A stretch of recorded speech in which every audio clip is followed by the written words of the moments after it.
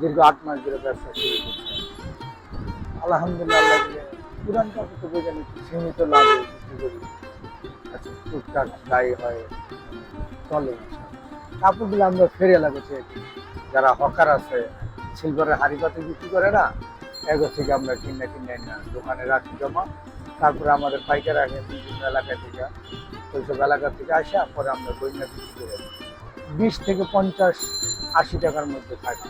Pen এরকমই 20 50 70 80 same এরকম 50 100 টাকা হাইস্ট 100 ওঠে, 2 1 আর কি বেশি, একটু ভালো হলে 150 টাকা দেয়, কিন্তু 100 টাকায় স্বাভাবিক কন্টিনিউ থাকে। আমার কাছে শার্ট প্যান্ট টি শার্ট বোরকা, পুরাতন লুঙ্গি চাদর, পুরাতন শাড়ি প্যান্ট ট্রাউজার এগুলো পাওয়া যায়, পাঞ্জাবি পুরাতন এগুলো বিক্রি করে, পুরাতন চাদর বাদ চাদর এগুলো তো প্রায় 50 বছর হয়ে গেছে। 50 বছরের মতো। 50 বছর, 50 বছর, কারণ আমার বাবা এর করে প্রায় 30 35 বছর হয়েছে আমার বাবা ওই ব্যবসা করে।